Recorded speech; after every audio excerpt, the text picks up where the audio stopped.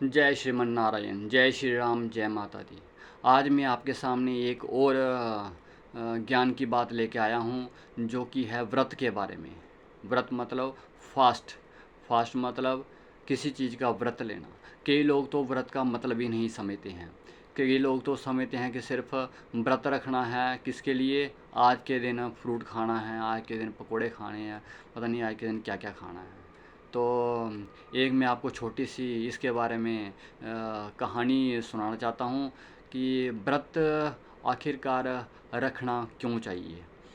अगर कई लोग बोलते हैं कि जो हम खाना नहीं खाएंगे, व्रत रखेंगे, खाली पेट रहेंगे तो हमको भगवान की प्राप्ति हो जाएगी।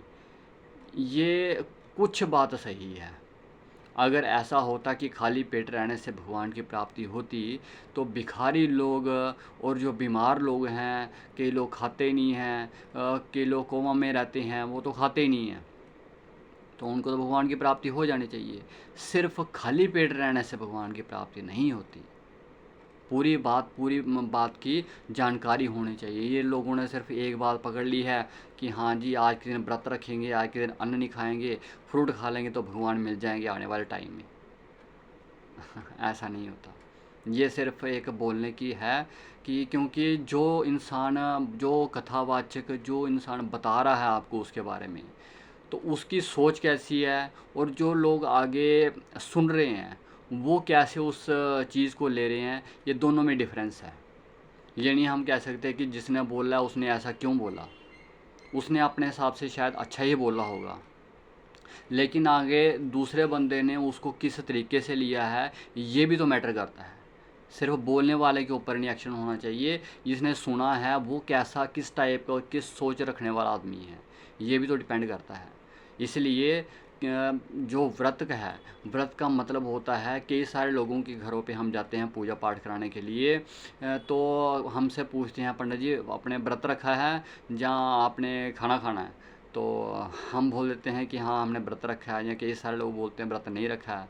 तो वो डिपेंड करता है कि सिचुएशन कैसी है, वो इंसान कैसे हैं। कईयों की सेहत ठीक नहीं होती है, कई लोग बुज़ुर्ग होते हैं, तो इस टाइप से भी होता है कई बार। तो मेरा कहने का ये मतलब है कि व्रत का असली मकसद क्या है? सिर्फ खाली पेट रहना, उससे भगवान मिल जाएंगे? नहीं। खाली पेट रहने से भगवान मिलते तो सबको, बहुत सारे लोगों को अभी तक भगवान की प्राप्ति हो चुकी होती।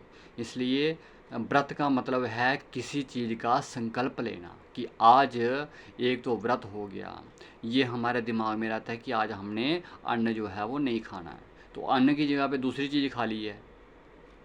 एक तो पेट को रेस्ट मिल गई है। इसके बहुत सारे कारण होते हैं व्रत के, बहुत सारी प्रॉब्लम को सॉल्व करता है ये व्रत, अगर सही तरीके से रखा जाए। और सही तरीके से कोई एक आधा इंसान ही है जो इसको सही तरीके से रख पाता है।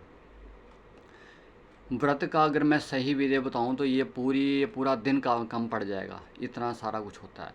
तो इसलिए थोड़ा बहुत जो इंसान कर सकते हैं वो है कि एक दिन वो संकल्प लें। जैसे मिनिस्टर लोग ये वो लेते हैं, शपथ लेते हैं कि मैं धर्म पे चलूँगा, मैं सत्य बोलूँगा, झूठ कभी नहीं बोलूँगा, कभी भी कुछ भी गलत काम नहीं करूँगा। तो उसी प्रकार ये संकल्प जो होता है, इसका मतलब है व्रत। पूर्णिमा का व्रत, एकादशी का व्रत हो गया, चंद्र षष्ठी का व्रत हो गया, बहुत सारे व्रत आते हैं। ठीक है। उस दिन एकमात्र एक और संकल्प लेना, जब हमने अन्न नहीं खाना है तो आज के दिन झूठ नहीं बोलना है, आज के दिन सत्य ही बोलना है। सिर्फ एक दिन ये ट्राई करना है अपने घर पे।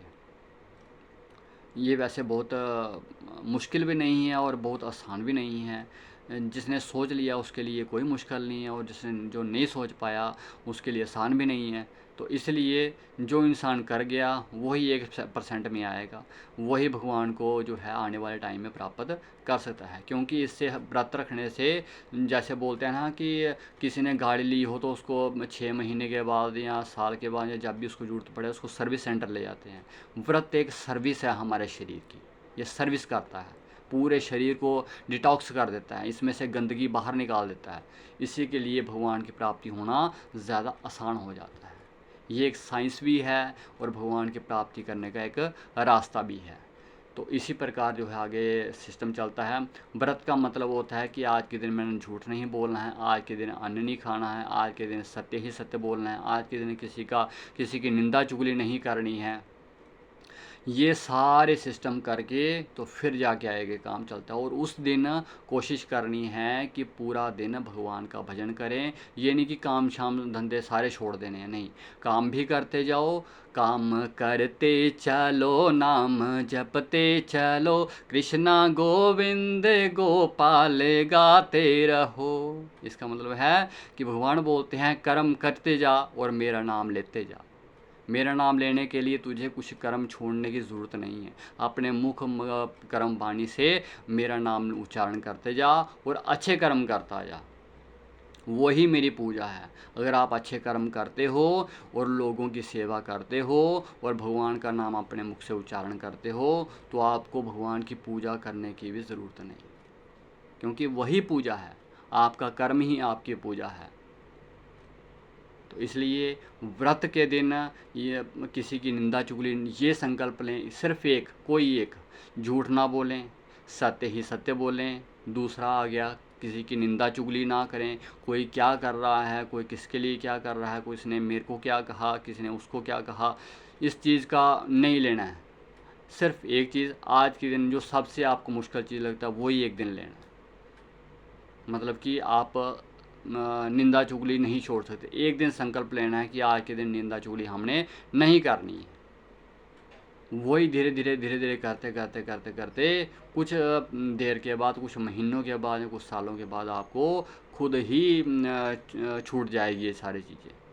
तो धीरे धीरे करके आप इस लाइन में, भगवान की लाइन में आप चलना शुरू कर दोगे और एक टाइम ऐसा आएगा कि आप इस मोह माया के जाल से भी दूर हो जाओगे और उसी वक्त आपको भगवान की प्राप्ति भी होना संभव हो जाएगा। इसलिए व्रत का जो सही अर्थ है वो होता है संकल्प लेना।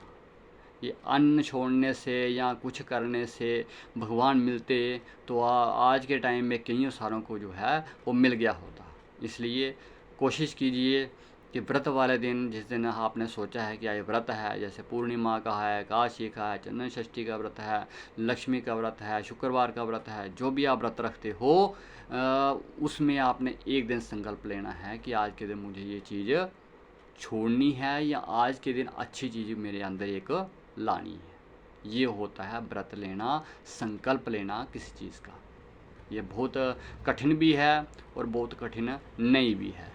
जिसने सोच लिया उसके लिए कोई कठिन नहीं है, जिसने नहीं सोचा उसके लिए सब कुछ कठिन है। तो व्रत का मतलब असली ये है। धन्यवाद। अच्छा लगी ये वीडियो तो लाइक कीजिएगा, सब्सक्राइब कीजिएगा और कमेंट्स ज़रूर कीजिएगा। धन्यवाद। जय श्री राम, जय माता दी।